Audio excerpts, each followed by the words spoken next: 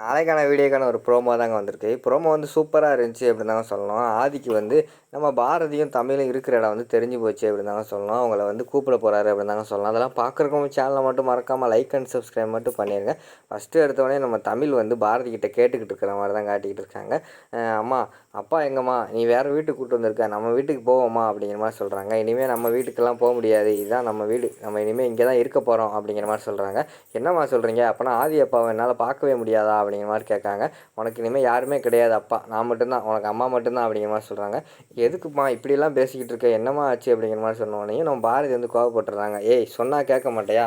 என்ன பெரிய மனுஷன் மாதிரி நீ பேசிக்கிட்டு இருக்க, இதெல்லாம் சரியாக வராது, போ ஒழுங்கா போய் கடை அப்படிங்கிற மாதிரி சொல்லிவிட்டு அவங்க வந்து ரெஃப்ரெஷ் ஆக வந்து பாத்ரூமுக்கு போயிடுற மாதிரி காட்டுறாங்க. அந்த நேரத்தில் வந்து தமிழ் வந்து யோசிச்சுக்கிட்டே இருக்காங்க.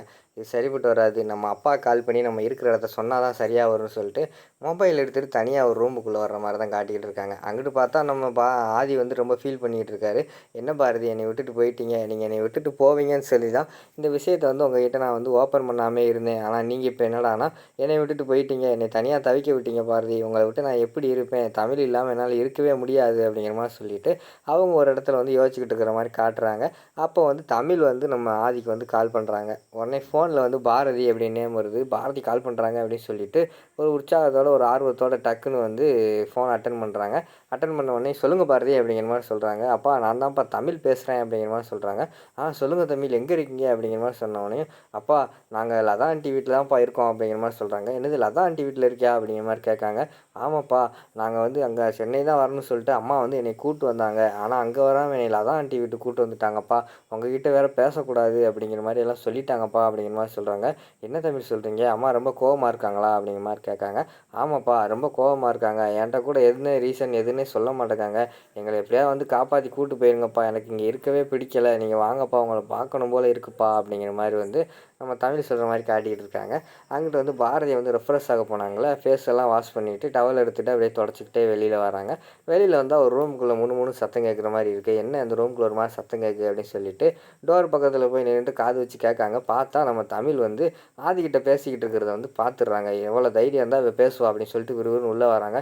ஏய், ஃபோனை கொடுடி, யார்கிட்ட பேசிக்கிட்டு இருக்க அப்படிங்கிற மாதிரி கேட்காங்க. அதெல்லாம் ஒன்றும் இல்லைம்மா, என் ஃப்ரெண்டுக்கிட்ட தான் நான் பேசினேன் அப்படின்னு சொல்லிட்டு தமிழ் வந்து சமாளிக்கிறாங்க. இங்கே பாரு, பொய் சொல்லிக்கிட்டு இருந்தேன், எனக்கு சுத்தமாக பிடிக்காது, ஃபோனை கொடு அப்படிங்கிற மாதிரி சொல்லிட்டு ஃபோனை பிடுங்குறாங்க. உடனே தமிழ் வந்து ஃபோனை வந்து கொடுக்கவே மாட்டேங்கிறாங்க. ஏய், ஃபோனை கொடு நீ சொல்கிறேன்ல அப்படிங்கிற மாதிரி சொல்லிட்டு ஃபோனை பிடுங்கிடுறாங்க. இங்கிட்டு பார்த்தா ஆதி வந்து பாரதி அப்படின்னு சொல்லிட்டு ஃபோனில் கத்திக்கிட்டே இருக்கிற மாதிரி காட்டிக்கிட்டு இருக்காங்க. ஏண்டி, நான் அதான் உன்னை பேசக்கூடாதுன்னு சொல்லியிருக்கேன், அவ்வளோ திமிரா உனக்கு, எவ்வளோ தூரம் இருந்தால் நான் சொல்கிறத கேட்காம பண்ணுவேன் அப்படின்னு சொல்லிட்டு அந்த இடத்துல தமிழை போட்டு அடிக்க ஆரம்பிச்சிடுறாங்க. உடனே அந்த இடத்துல அதான் வந்து வராங்க. ஏய் பாரதி, என்னடி பண்ணிக்கிட்டு இருக்க, சின்ன பொண்ணை பிடிச்சிக்கிட்டு இப்படியா பண்ணுவாங்க அப்படின்னு சொல்லிட்டு அந்த இடத்துல வந்து தடுக்கிறாங்க. பின்ன என்ன, நடந்ததெல்லாம் உனக்கு தெரியுமில்ல, அப்படி தெரிஞ்சுக்கிட்டும் இப்படி பண்ணானா என்ன அர்த்தம் அப்படிங்கிற மாதிரி சொல்கிறாங்க. ஏய், நமக்கு தெரியும், சின்ன பிள்ளைக்கு தெரியுமா, சின்ன பிள்ளையெல்லாம் ஒன்றும் செய்யக்கூடாது அப்படிங்கிற மாதிரி சொல்லி அதான் சொல்கிற மாதிரி காட்டிகிட்டு இருக்காங்க. அதோட பார்த்தீங்கன்னா அந்த ப்ரோமோ வந்து முடிச்சிடுறாங்க.